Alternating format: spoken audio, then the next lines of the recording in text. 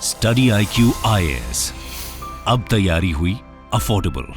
नमस्कार दोस्तों जैसा कि आप सबको पता है, हर साल यूनाइटेड नेशन जनरल असेंबली का सेशन होता है जिसके अंदर दुनिया भर से जो लीडर्स हैं, वर्ल्ड लीडर्स हैं, वो आते हैं और अपनी बात को रखते हैं। कैसे यहाँ पर दुनिया में शांति स्थापित की जाए, कैसे दुनिया को और आगे बढ़ाया जाए, इन सब चीज़ों को लेकर चर्चा होनी चाहिए। लेकिन अगर आप देखोगे, हमारा पड़ोसी देश पाकिस्तान हर साल यहाँ पर कश्मीर का राग अलापता है और वही चीज़ आपको कल भी देखने को मिलेगा। यहाँ पर जो शहबाज शरीफ हैं, उन्होंने बोलना स्टार्ट किया और यहाँ पर कश्मीर कश्मीर कश्मीर यही वो बोलते रहेगा। ये आप देख सकते हो खबर, massive military expansion in India says Pakistan PM raises Kashmir issue at UN। और इसी के बारे में हम बातचीत करेंगे, लेकिन साथ ही साथ भारत की तरफ से भी तगड़ा रिप्लाई दिया गया है, वो भी मैं आपको बताऊंगा। काफी कुछ जानने को है, चलिए आगे बढ़ते हैं। लेकिन उससे पहले मैं आप सबको बता दूं, आप में से जो भी लोग 2025 की UPSC की तैयारी कर रहे हैं, हमारा जो आखिरी प्रतिज्ञा प्लस बैच है 2025 के लिए, वो आप अवेल कर सकते हैं by using the code Ankit live,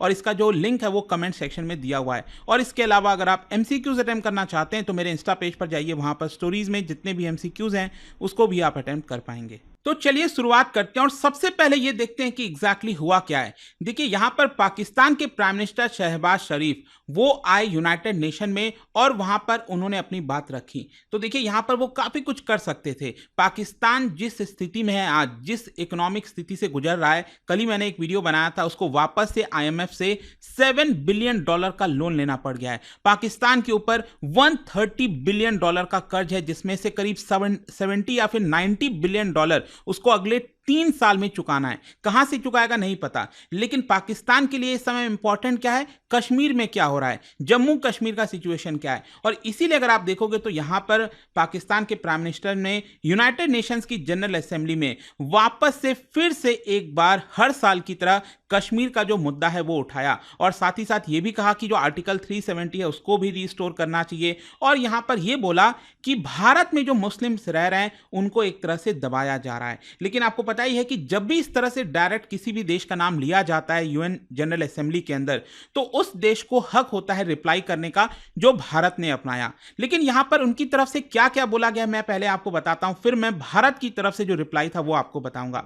यहां पर अगर आप देखोगे तो जम्मू कश्मीर को पैलेस्तीन से कंपेयर किया। जी हां, यहां पर शहबाज शरीफ ने भारत के ऊपर जो बातें की उसमें यह कहा कि जिस प्रकार से पैलेस्तीन के लोगों को हक नहीं मिल पाया है फ्रीडम का, उसी प्रकार से जम्मू कश्मीर के जो लोग हैं वो भी फ्रीडम के लिए प्रोटेस्ट कर रहे हैं, राइट टू सेल्फ डिटर्मिनेशन के लिए। यहां पर आप देख सकते हो उनका यह कहना है कि instead of moving towards peace, Bharat जो है यहां पर यूनाइटेड नेशंस की सिक्योरिटी काउंसिल का जो कमिटमेंट है, रेजोल्यूशन है, उसको इंप्लीमेंट नहीं कर रहा। यहां पर शहबाज शरीफ का यह कहना था कि जो रेजोल्यूशन है वो एक तरह से जम्मू कश्मीर के लोगों को हक देते हैं, फंडामेंटल राइट देते हैं कि वो सेल्फ डिटरमाइन कर सकें कि उनको क्या करना है, कि पाकिस्तान के साथ जाना है, भारत के साथ जाना है या फिर इंडिपेंडेंट रहना है। इसके साथ साथ शहबाज शरीफ ने 370 वाला जो मुद्दा था, 2019 में आपको पता है भारत ने आर्टिकल 370 को एब्रोगेट कर दिया था और स्पेशल जो स्टेटस था जम्मू कश्मीर का वो हटा लिया।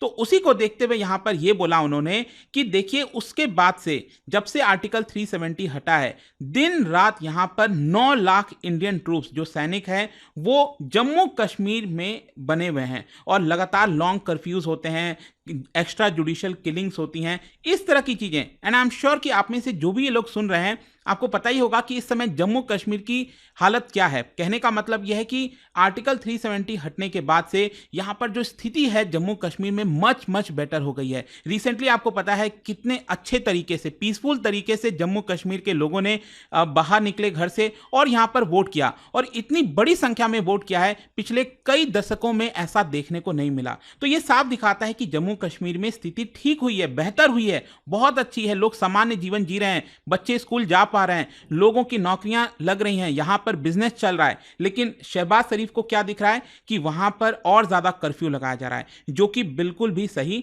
नहीं है। इनफैक्ट शहबाज शरीफ का तो यह भी कहना था कि आर्टिकल 370 हटाकर जो कश्मीर की जमीन है वो बाहर के लोगों को देने की प्रयास किया जा रहा है। यहां पर जो मुस्लिम मेजॉरिटी एरिया है उसको माइनॉरिटी में कन्वर्ट करने की कोशिश की जा रही है। यहां पर उन्होंने ये भी कहा कि Kashmir people are resolute in rejection of false Indian identity. तो ये कह रहे हैं कि वो भारतीय आइडेंटिटी को छोड़ना चाहते हैं और इसीलिए यहां पर बुरहान वानी की जो लेगेसी है उससे लोग इंस्पायर्ड हैं। तो आप समझ रहे हो कि मतलब किस तरह की बातें एक देश का प्राइम मिनिस्टर वो यूएन जाकर इस तरह से बोलता है।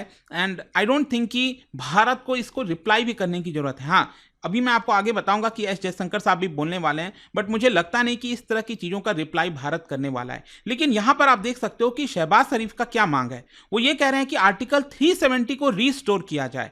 साथ ही साथ यहां पर अगर भारत चाहता है कि पीस बना रहे तो ये आर्टिकल 370 को रीस्टोर करना जरूरी है और साथ ही साथ भारत हमारे साथ डायलॉग करे, यह शहबाज शरीफ का कहना था। आपको पता है ये भारत ने साफ साफ कह दिया कि देखिए आपको पहले टेररिज्म को रोकना पड़ेगा। हम जब आपसे बातचीत करने जाते हैं आप यहां पर टेररिज्म फैलाने की कोशिश करते हो जिसकी वजह से बातचीत फेल हो जाती है। और ये हम सब जानते हैं। पहले आपको याद होगा अटल बिहारी वाजपेयी जी के समय कितनी बड़ी एक तरह से पहल की गई थी। लाहौर बस यात्रा आप सबको पता है किस तरह से गया ताकि यहां पर चीजों को वापस से एस्टैब्लिश किया जाए। इसके अलावा यहां पर आपको पता है जब PM Narendra Modi ji prime minister बने थे उन्होंने रिस्क लेकर पाकिस्तान गए और यहां पर नवाज शरीफ की जो बेटी है उनके शादी में शामिल हुए। लेकिन उसके बाद हमने क्या देखा, यहां पर जिस तरह से आतंकवादी हमला करने की कोशिश की गई, अल्टीमेटली यही दिखाता है कि पाकिस्तान जो है वो एक मिलिट्री के द्वारा गवर्न किया जाता है, ना कि लोगों के द्वारा चुनी हुई सरकार के द्वारा। और इसीलिए आप देखोगे तो पाकिस्तान बार बार यहां पर कश्मीर का मुद्दा उठाता है क्योंकि उसके पास और कोई मुद्दा बचा ही नहीं है। और इनफैक्ट आप देख सकते हैं शहबाज शरीफ ने अपने स्पीच में कल पीएम मोदी के ऊपर भी हमला किया और कहा कि वो एक हिंदू सुप्रीमेसिस्ट हैं जो कि अपना एजेंडा भारत में चला रहे हैं। वो 200 मिलियन मुस्लिम भारत में रह रहे हैं उनको दबाने की कोशिश कर रहे हैं। इस तरह की बातें बोली गई हैं पीएम के द्वारा, एक देश के पीएम के द्वारा। खैर यहां पर आप देख सकते हो जब भी इस तरह की चीजें होती है, मैं आपको बोल रहा था भारत के पास राइट टू रिप्लाई होता है। और देखिए यहां पर हमने क्या किया, हमारी जो डिप्लोमैट है दैट इज भाविका मंगल नंदा, उनकी तरफ से रिप्लाई दिया गया है। और देखिए उन्होंने यहां पर क्या कहा है कि आज सुबह सुबह इस असेंबली ने एक मजाक देखा। जी हां, भारत का आप रिप्लाई सुनिए कि आज सुबह सुबह इस जनरल असेंबली ने एक मजाक देखा। एक ऐसा देश जो कि मिलिट्री के द्वारा रन किया जाता है, जिसका ग्लोबल रेपुटेशन टेररिज्म से जोड़कर देखा जाता है, नार्कोटिक से जोड़कर देखा जाता है, ट्रांसनेशनल क्राइम से जोड़कर देखा जाता है, ऐसा देश भारत जो कि दुनिया की लार्जेस्ट डेमोक्रेसी है उसके ऊपर अटैक करने की कोशिश कर रहा है।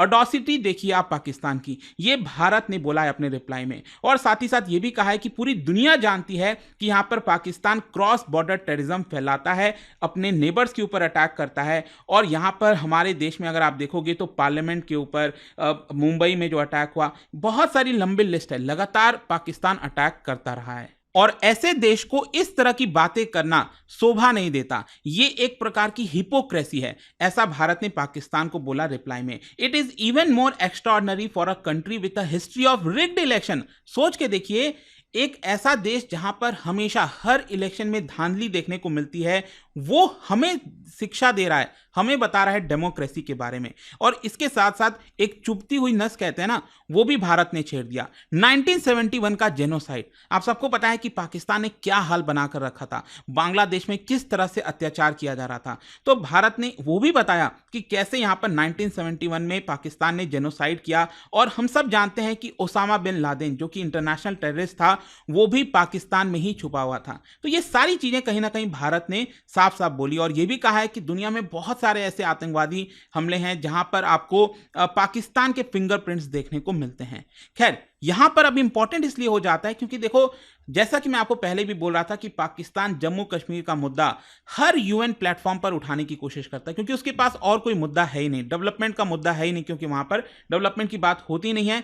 और ताजुब की बात यह है कि यहां पर पाकिस्तान को कोई सपोर्ट भी नहीं मिलता है किसी भी देश से। अभी रिसेंटली आपने देखा होगा टर्की ने भी इस बार यहां पर कश्मीर की बात नहीं की। और देखिए यहाँ पर होना क्या चाहिए कि यूनाइटेड नेशन जनरल असेंबली में जो थीम है उसके ऊपर बातचीत हो। जैसे इस बार का जो 79th सेशन है उसमें अगर आप थीम देखोगे, it is leaving no one behind, acting together for advancement of peace, sustainable development and human dignity for present and future generation. और ये जो पूरा जनरल असेंबली है अभी सेशन है वो 24 सितंबर से 30 सितंबर तक चल रहा है। तो इस पर्टिकुलर थीम के बारे में बातचीत होनी चाहिए, लेकिन पाकिस्तान ने उसके बारे में बात नहीं किया। और इसी की वजह से आप देख सकते हैं यहाँ पर आज भारत का नंबर है।